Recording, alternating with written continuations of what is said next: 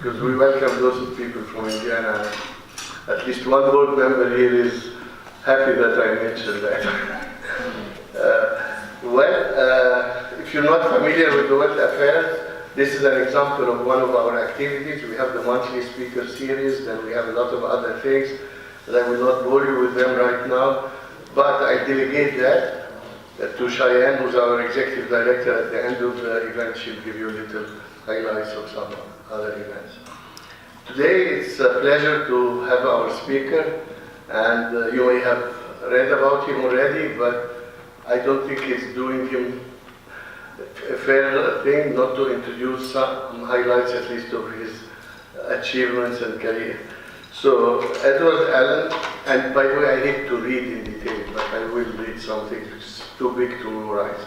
Edward Alden is the Bernard L. Schwartz Senior Fellow at the Council of Foreign Relations. He specializes in U.S. economic competitiveness. He is the author of the new book, Failure to Adjust, How Americans Got Left Behind in the Global Economy. Obviously, I mean, this is a topic that affected our lives and is affecting it every day nowadays.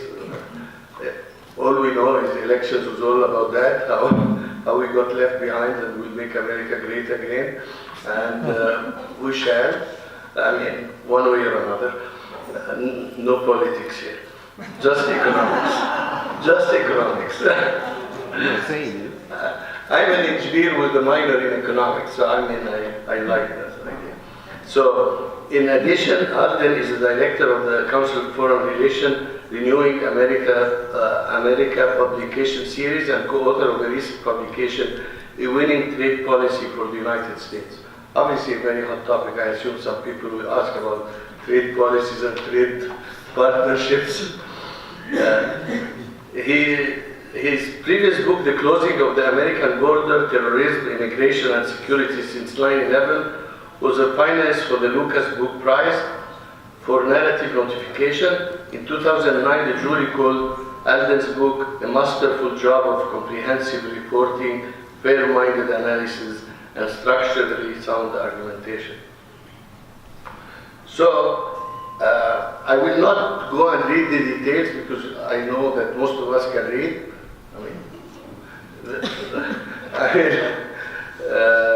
And you can get this online. But I just want to thank him for willing to join us and be our guest today. I want to introduce him, and with due respect, thank you so much.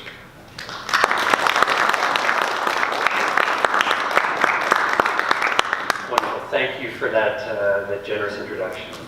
I have a big voice, so I'll put that a little farther away. And thank you all for being here tonight. I'm delighted to be here in Louisville and at the university.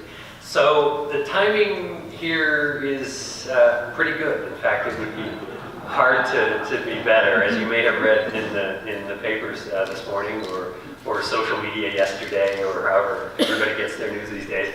Our new president has just announced the United States is going to pull out of the Trans-Pacific Partnership Trade Agreement, which was an agreement that would have linked the U.S. and Japan and 10 other countries in the Pacific Rim.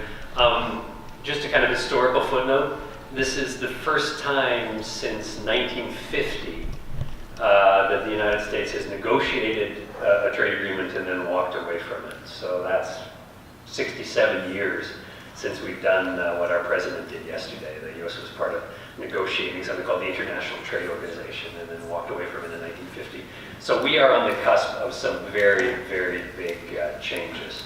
So let me just give a little bit more background about myself. Thank you very much. I had slides I could use, but I think it's actually better just to have a conversation here. So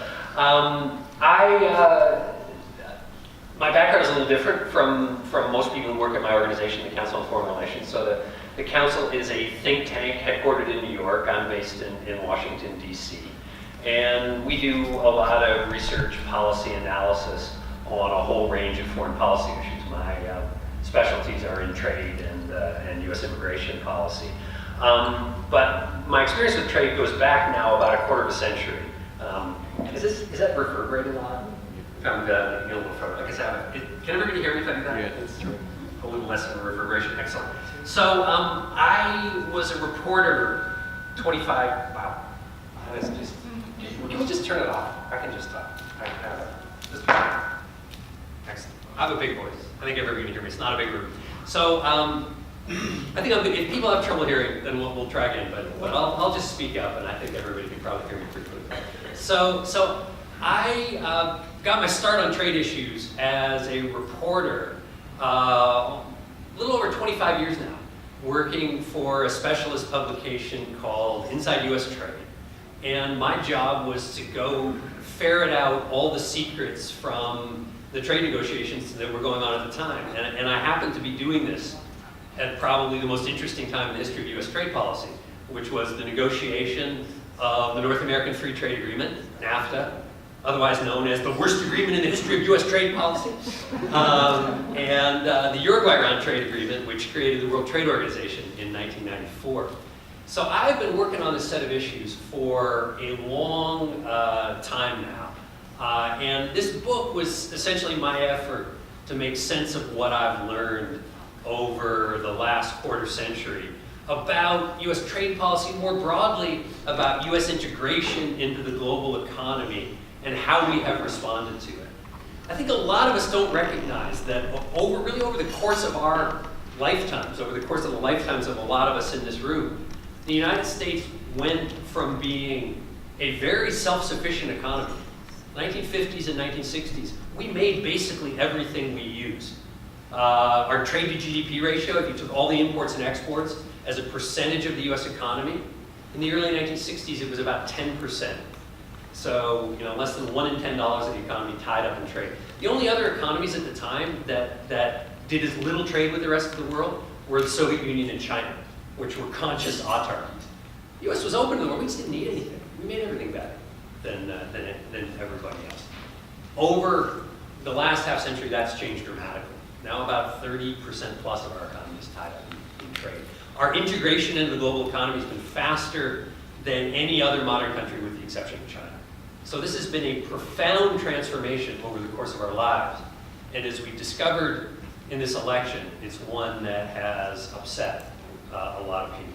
So I want to talk a little bit about the book, and then I'm presuming a lot of the questions are going to be about what's going on in Washington with these issues, and I've been right in the middle of it, so I'm happy to field almost anything on it. But I'm going to start by apologizing, especially to those of you who are getting on in years like I am, about the small print in my book.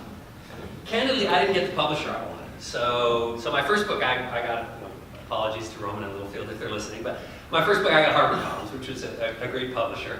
I went out this time kind of early 2015 and tried to pitch the publishers on the kind of arc of my book, which was arguing that the United States had not really done a terribly good job in making this adaptation to a more competitive global economy.